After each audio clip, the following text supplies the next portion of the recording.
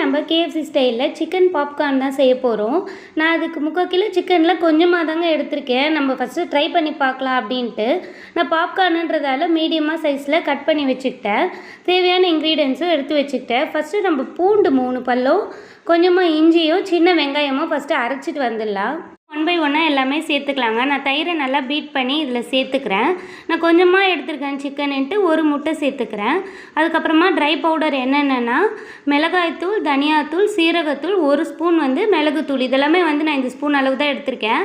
எல்லாமே அது கூட சேர்த்துக்கிறேன். தேவையான அளவு உப்பு சேர்த்து இப்போ நம்ம அரைச்சி வச்சுருந்தோம் இல்லைங்களா, அந்த பேஸ்ட்டு அதோட தண்ணி தான் தேவை. அதை எடுத்துக்கிறேன். இது நல்லா எடுத்துகிட்டு நல்லா பீட் பண்ணிங்கன்னா இந்த மாதிரி வரும். இது மாதிரி வரும்போது நம்ம சிக்கன் அது கூட சேர்த்துக்கலாம். நல்லா கலந்து விட்டுட்டு இதை 5 hours ரெஃப்ரிஜிரேட் பண்ணால் ரொம்ப சாஃப்டாக வருங்க. எங்களுக்கு ரொம்பவே சூப்பராக வந்தது. உள்ளே சாஃப்டாகவும் வெளியே கிறிஸ்பியாகவும் இருந்தது. நீங்கள் இது மாதிரி ட்ரை பண்ணி பாருங்கள். ஃபஸ்ட்டு எனக்குமே நல்லா வருமானது டவுட்டாக தான் இருந்தது.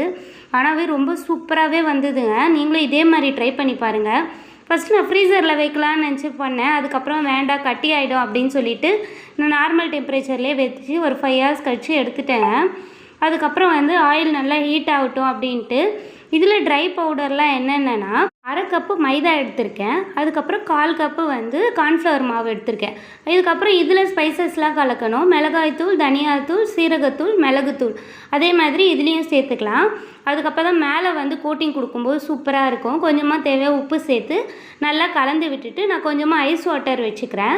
கொஞ்சம் நல்லா ஆயில் ஹீட் ஆனதுமே நான் இப்போ என்ன பண்ணுறேன்னா ஃபஸ்ட்டு இந்த சிக்கனை இந்த ட்ரை பவுடரில் நல்லா மிக்ஸ் பண்ணிவிட்டு இப்போ இதை ஐஸ் வாட்டரில் டிப் பண்ணி இந்த கிரேவியில் ஒரு வாட்டி டிப் பண்ணி இந்த ட்ரை பவுடரில் டிப் பண்ணுறேன். இது மாதிரியே 2 வாட்டி நம்ம பண்ணிட்டோன்னா நல்லா மேலே அந்த மாவு நல்லா ஒட்டிடும். நம்ம எடுக்கும்போது கிறிஸ்பியாக இருக்கும். நீங்கள் இந்த மாதிரி கண்டிப்பாக ட்ரை பண்ணி பாருங்கள். கேஎஃப்சி ஸ்டைல்லே இருக்கும். நம்ம வீட்டில் செய்கிறதால ஹெல்த்தியாகவும் இருக்கும். பாய். நெக்ஸ்ட் வீடியோவில் பார்க்கலாம்.